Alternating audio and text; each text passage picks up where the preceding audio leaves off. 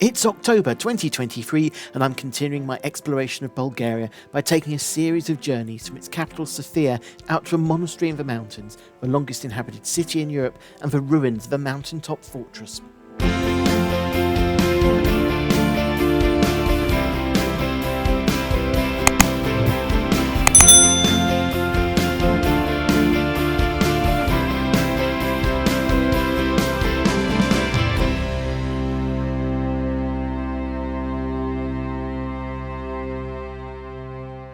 My first trip out of the Bulgarian capital of Sofia is up into the Rila mountain range, the highest range in the Balkans, and in the heart of it, the largest Orthodox monastery in the country, the monastery of St. John of Rila, but better known just as Rila Monastery. The monastery is believed to have been founded by hermit St. Ivan of Rila, John being the English translation of Ivan, in the middle of the 10th century. Ivan lived in a cave without any material possessions, close to where the monastery was founded by his students who visited him in the mountains to receive their education. Quickly, the monastery became an important part of Bulgarian society and was supported by Bulgarian rulers, with large donations being made to the monastery by most Tsars of the Second Bulgarian Empire up until the Ottoman conquest, turning the site into the spiritual centre of the country during the 12th to 14th centuries. A new complex was erected in the current location during the first part of the 14th century, and the oldest part of the current monastery complex dates back to this time, with the Tower of Hrelja completing construction in 1335. During the Ottoman period, the mostly wooden monastery was attacked on a number of occasions, with just the stone tower of Hrelja surviving, and at times being used as a defensive fortification to protect the monastery's residents.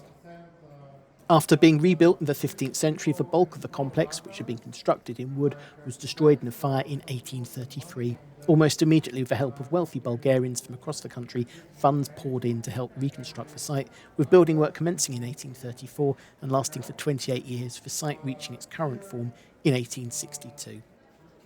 The monastery was also used as a hideout by Bulgarian revolutionaries who were pushing for the independence of Bulgaria from their Ottoman rulers, a feat finally achieved with the help of Russia in the 1877 to 1878 Russo-Turkish War. The site was declared a National Historical Monument in 1976 and added to the UNESCO list of World Heritage in 1983.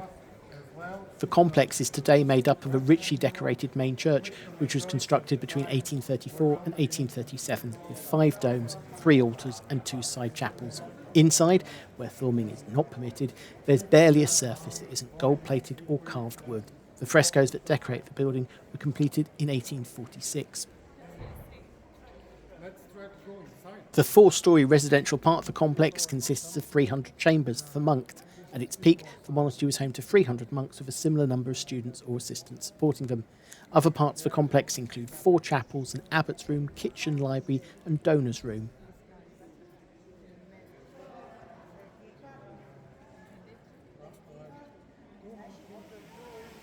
Keeping with the Middle Ages' need to defend and protect the monastery, from the outside there are very few windows, and with the high walls, the residential block helps to form an almost fortress around the monastery.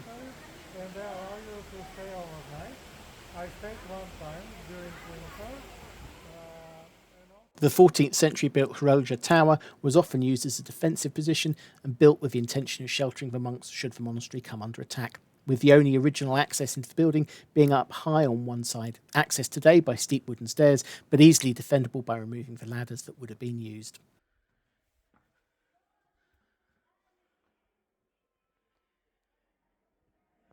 There are 4 stories inside the building linked by internal stone staircases with just a few small windows, and on the 3rd and 4th floors guard-robes cut into the wall. This space wasn't designed for comfortable living, but if your monastery is under attack and your life is at risk, you'll take what you can get.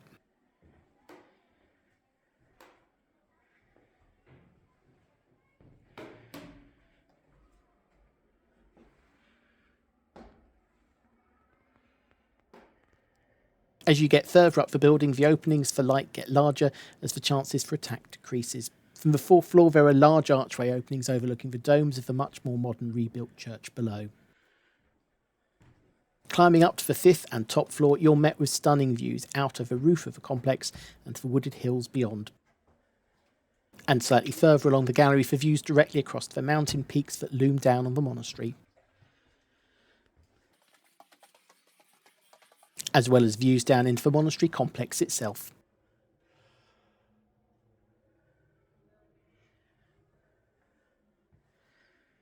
The top floor is also home to the small Transfiguration of the Christ chapel, which includes some of the original frescoes that were painted on the walls of the chapel when it was built, the oldest such in the complex.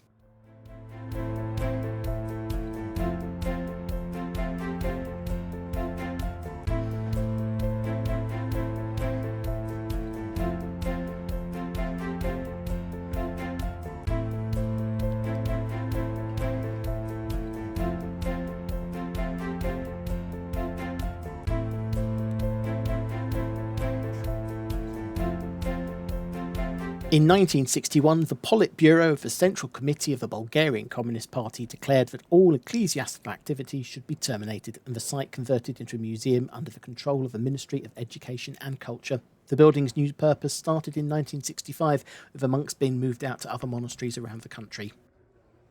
Not that it lasted long, with monks starting to return to the site in October 1968.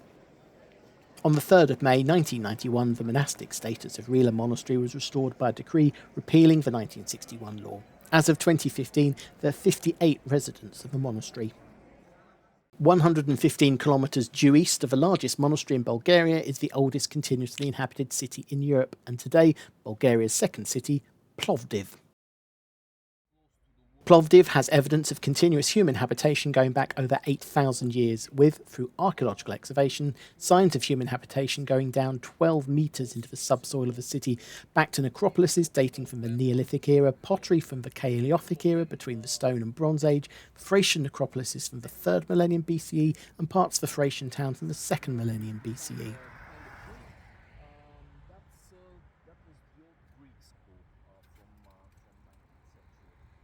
The town was a vassal of the Persian Empire until 479 BCE, before passing into possession of the Idrisian kingdom, and then being conquered by Philip II of Macedon in 342 BCE.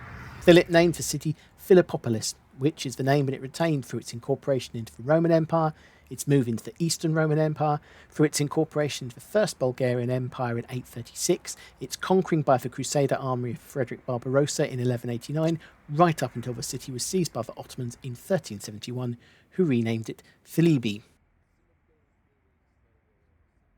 Whilst the Russo-Turkish War liberated the western parts of Bulgaria, including Sofia, things were messier over this side, with Russia, Great Britain and Austria-Hungary all meddling.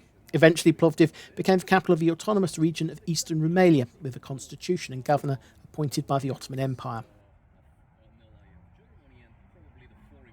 On the night of the 5th to the 6th of September 1885, several hundred armed rebels marched on and took control of the city, removing the general governor from his office and forming a provisional government which went on to reunite Eastern Rumelia with the rest of Bulgaria. As with any good city of antiquity, see also Rome, Jerusalem, Athens, Istanbul, Bath and Sheffield, Plovdiv is said to be built on 7 hills.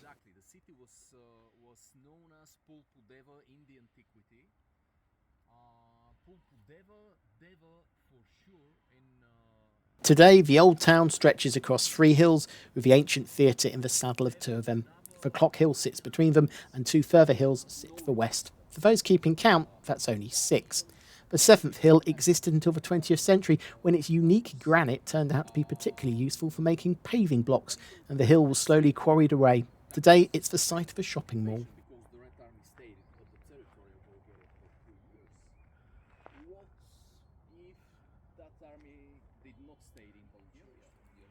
Plovdiv is today home to more than 200 archaeological sites, 30 of which are of national importance, including being one of the few cities that has 2 ancient theatres, along with an ancient stadium and forum from the Roman era, medieval walls and towers, baths and mosques from the Ottoman time, and a preserved old quarter from the National Revival period, which includes many historic wooden houses.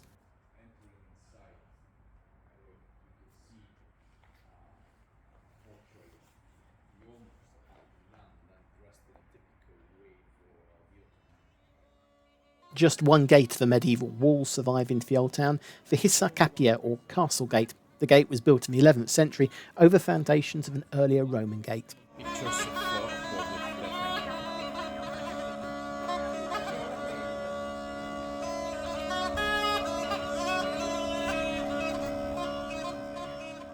Close by, at the top of one of the three peaks of the old town by a newly constructed church, a viewpoint offers excellent views across the lower town, forum, and across to the other three remaining hills. Next door, in the saddle between two of the hills, sits the ancient theatre of Philippopolis. The theatre was constructed around the 1st century and could host between 5,000 and 7,000 spectators. The seats face to the south, overlooking the ancient city and forum on the lower ground below the hills, with the terrace seating having been carved out of the slope of the hill, meaning only a small portion of the site needed to be structurally supported. A large part of the theatre was destroyed, possibly by fire, possibly by earthquake, at the end of the 4th century, and what remained of the theatre was further damaged and attacked by Attila the Hun in the 5th century. Following that, the theatre was slowly forgotten, being buried under the soil and the city for the next 1,500 years, until a landslide in the early 1970s revealed parts of the theatre. A major archaeological excavation followed, lasting the rest of the decade, revealing the stunning structure that stands today. With the theatre restored, it turned out the Romans really knew what they were doing, as the acoustics caused by the architecture and structure are very good, and consequently the theatre now plays a significant part in the cultural life of the modern city as a stage for plays, concerts and public events, accommodating up to 3,500 spectators. Located down in the lower town of ancient Philippopolis and built about 100 years after the theatre is the stadium. The original stadium was around 250 metres long and 50 metres wide, able to seat up to 30,000 spectators. Much of the stadium has been lost to time, but the northern curved part of the stadium has been uncovered and restored following excavation works that started in 1923. A model by the stadium shows how the building would have looked in its prime. And you can even descend down to stadium floor level and walk through the vaulted passage street on Roman-era flagstones onto the floor of the stadium.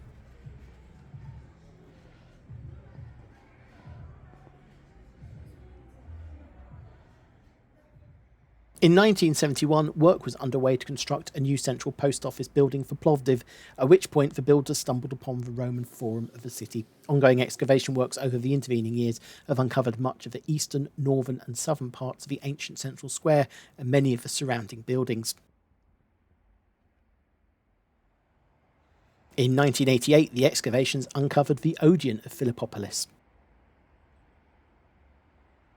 The Odeon was the house of the city council, as well as being used as a theatre. The original building was constructed in the 2nd century under Emperor Hadrian, when he wasn't busy building walls to keep the Picts out the north of his empire, and was in use up until the 4th century, when it was abandoned. The existence of such a building show how important Philippopolis was as a cultural and political centre. 20 kilometres to the southeast of the forum of Philippopolis and 1,000 years forward in time, and we reach Asen's fortress. Whilst there is evidence of the area being used as a fortification by the Thracians, Romans and early Byzantines, the fortress first gained importance in the Middle Ages. The site was renovated and expanded starting in 1231 by Bulgarian Tsar Ivan Asen II to serve as a border fortification on the White Sea Pass against raids from remnants of the Latin Empire based in Constantinople. The mountain route leading directly into what is today modern-day Greece and ultimately the city of Thessaloniki. Part of this work included the building of the Church of the Holy Mother of God, a 2-storey cross-domed single-nave building with a large tower.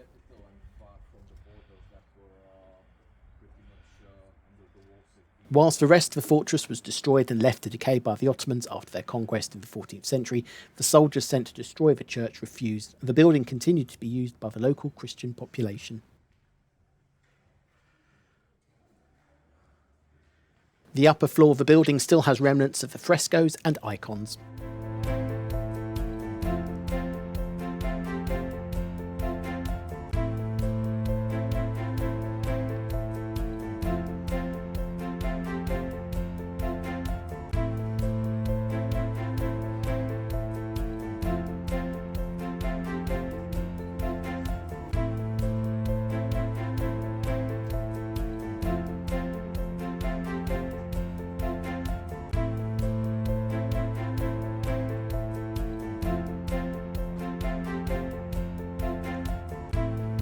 whilst the lower floor shows how the church was built around the very rock of the mountain. About 160 steep stone steps take you up into the remnants of one of the former towers of the fortress, from where you can get views out over the mountains, up into the pass, and down the valley towards the modern city of Asen.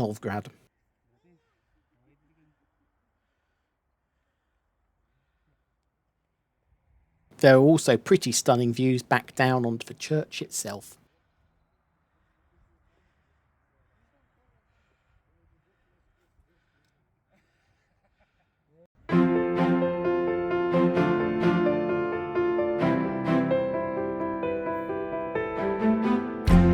Sofia Airport, just 10 kilometres east of the city centre, is the main international airport for Bulgaria, acting as a gateway to the country, a hub for low-cost carriers Ryanair and Wizz Air, home base for Bulgaria Air, the nation's flag carrier, and is served by carriers from across Europe and the Middle East. Sofia Central Railway Station in the heart of the city has international trains to Belgrade and Niš in Serbia, Bucharest in Romania, Istanbul in Turkey, and Thessaloniki in Greece.